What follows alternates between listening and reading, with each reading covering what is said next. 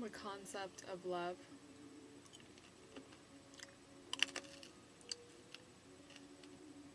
I have something to say about that.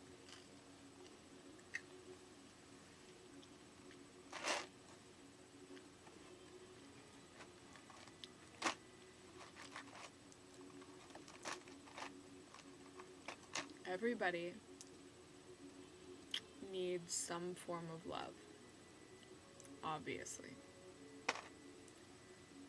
You can love anything that has a sense of value to you.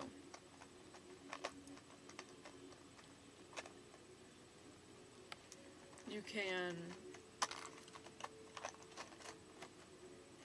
love your idea of something. You can love a feeling. You can love a vision you have about something or someone.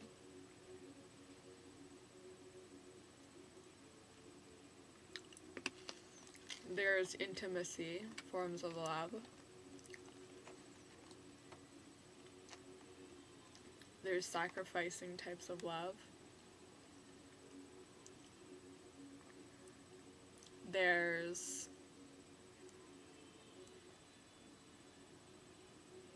being deeply in love or love something.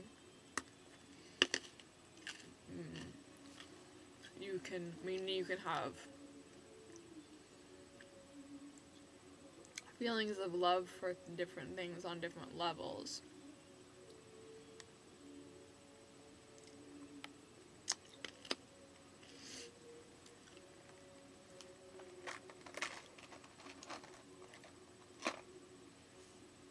You can love yourself. You can also hate yourself. You can compare yourself. You can compare other things, other people to yourself.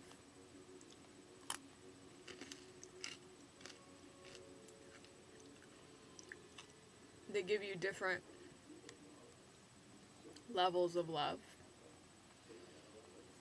Everything is love on a level, because if everybody loves everything that's being created, it's been created, then there is a level of love for anything that's on this planet right now. Nothing is unloved if it has been created, because out of creation is love. Love is creation.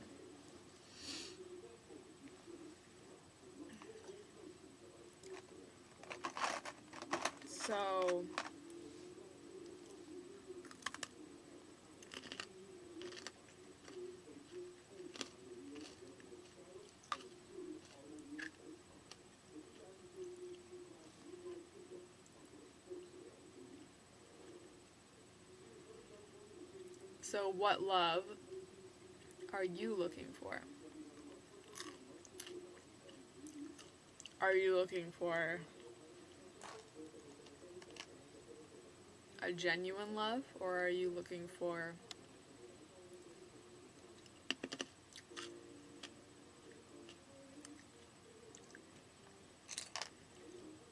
a love that gives you security? Can you love money that gives you security? On a level you can.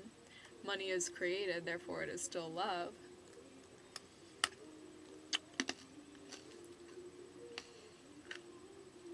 Love of money, love of security is love. Because if it is being created, if it has been created to love, and if you believe in Jesus and you think that Jesus created this world, then you would think that he wouldn't create money. Because according to Jesus, you can't love money or fame, and you have to give your heart and soul to him. Okay, so why then did he create money? No one knows. So back to the question, what kind of love are you looking for?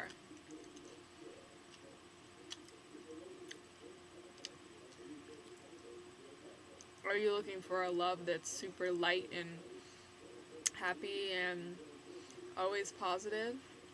That kind of person? That's a good thing to love.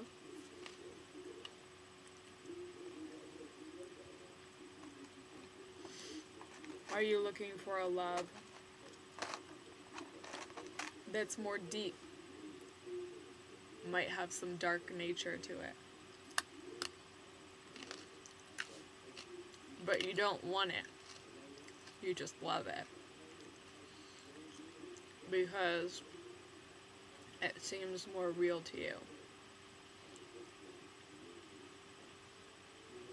That's a form of love. Soul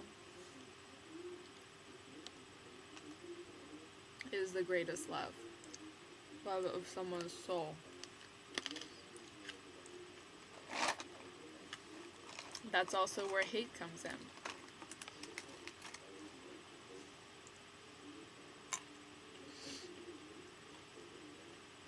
People have different souls. You can tell by your dreams at night. You can tell by your thoughts during the day. You can tell by the way you look at a person. You can tell by the way you look at yourself.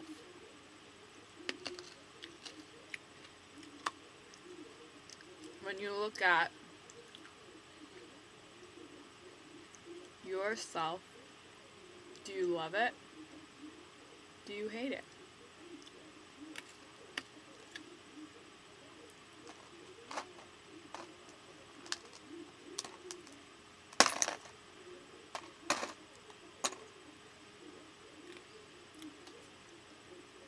Just because someone is physically ugly doesn't always mean that they have an ugly soul.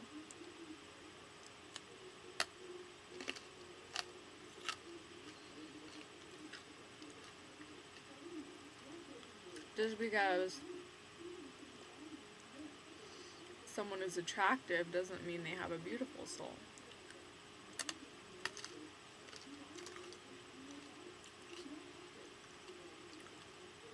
But while you try to change someone whose soul still remains to be a better soul, is frankly impossible, because a soul doesn't change. You will still have the same, most likely, unless you get to another level, like in Game Boy or whatever. You'll still have the same dreams, the same thoughts,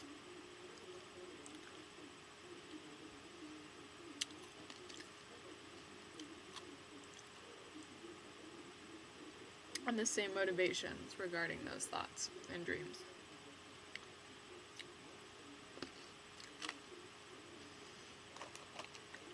Sometimes the greatest loves are not in the physical, and the mystery it brings an even greater love.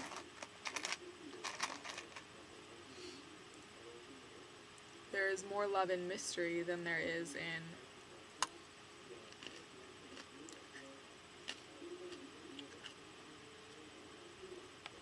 a person who isn't mysterious.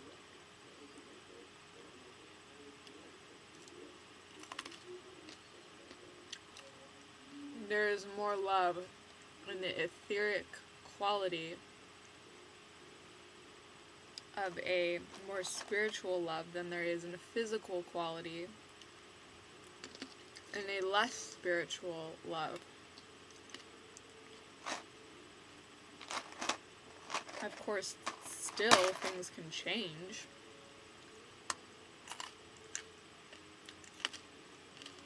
But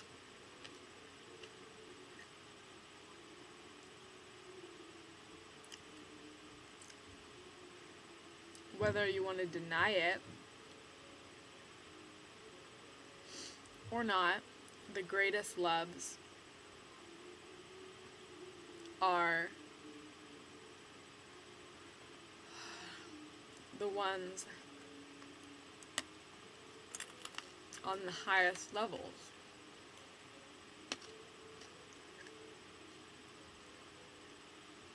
The love that seems exalted. The love that seems unattainable. The love that seems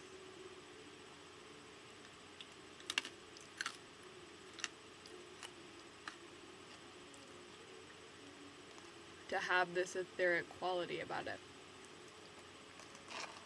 So, I see no reason to lie and to say that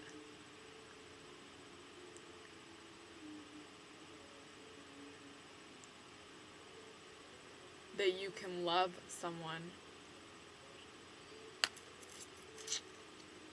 that you have inconsistent spiritual values with.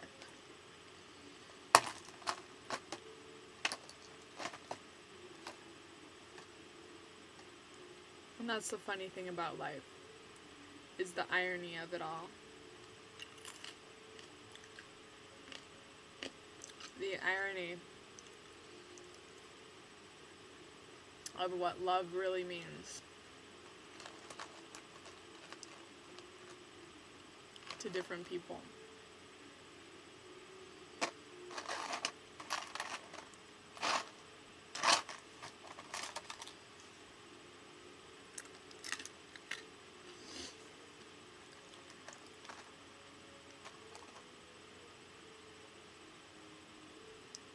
So, that's the question that I wanted to put out there. What kind of love are you really searching for? What is your thoughts on love? Can you love yourself enough to keep growing with yourself? Can you love someone else enough to die with that person? What speaks true to you? What kind of love are you looking for? What kind of love, what do you see as love? What is the highest form of love? If all things are love, then why are we unhappy as people? And why is Jesus Christ, the Son of God or whatever, why does he create such ironies in the universe and with his people, that he commands them to follow him, yet if he created this, if he died for our so-called sins, then why is sin literally transforming every thing that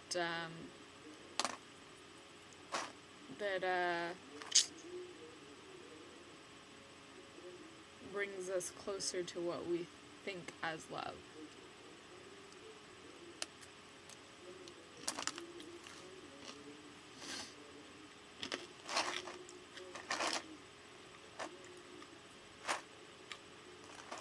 So,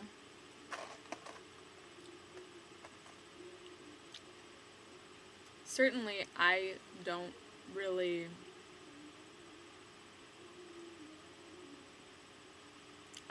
think that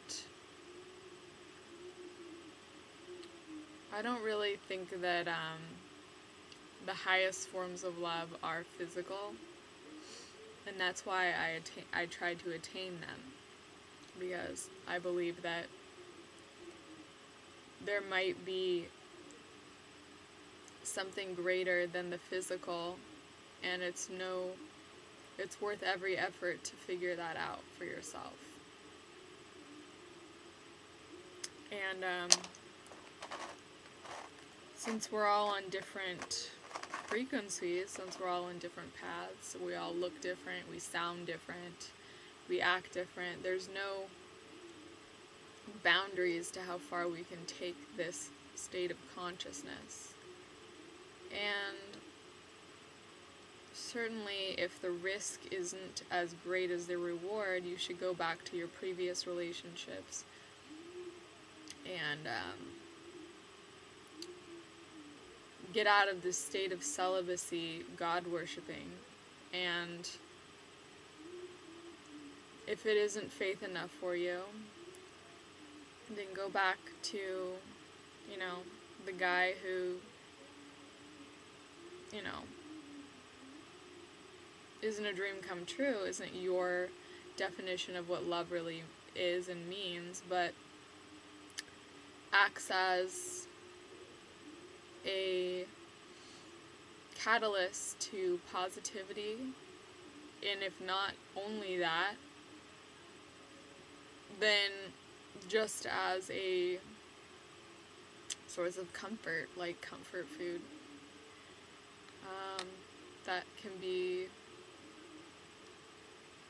a very easy way to go through life, and certainly it could be worthwhile for the short term, and when it fades, go back to solitude, and then when that fades, go back to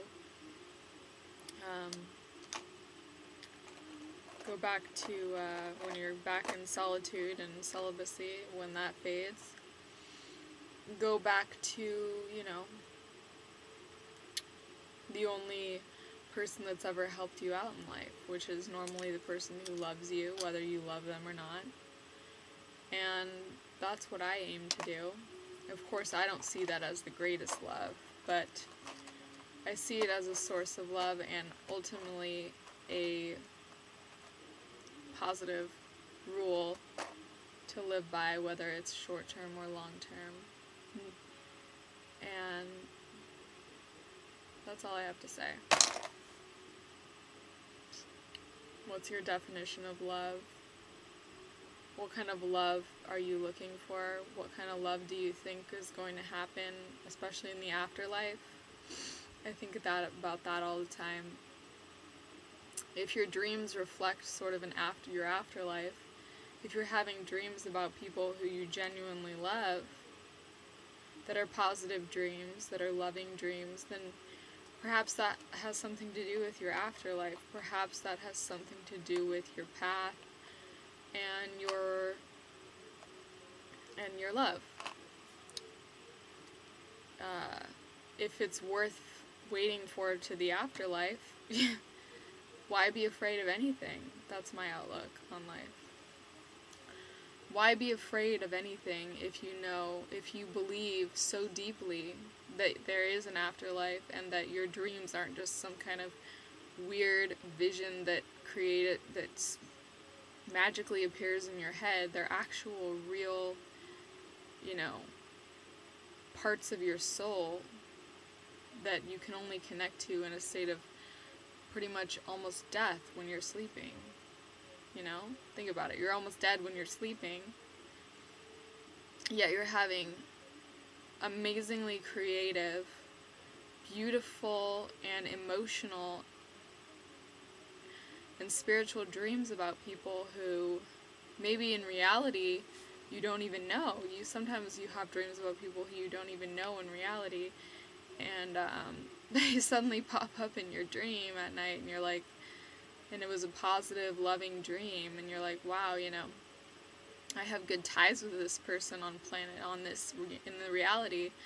Goes to show that possibly in the afterlife I might be with this person. I might have another path that's laid out for me with this person that has a more genuine kind of love. Think about it. That's all I have to say. So, think about what you want for your afterlife. Think about what kinds of, if you're a spiritual person, if you're highly abstract in your thoughts and your mind. If you're not, maybe you're going somewhere else when you die. Maybe you're not, you know, some people are just not that spiritual. It just depends. So, I don't know. Maybe not everybody has vivid, colorful dreams. Maybe they don't. So, in that case, think about where you want to go, heaven or hell. Think about what you believe in. I have a firm belief in afterlife. That's why I'm emphasizing my belief on love regarding to afterlife. And that could change over time. Who knows? Anyways, stay drug-free, America, and have a wonderful Tuesday evening. I love you? No. No, I don't. Not right now.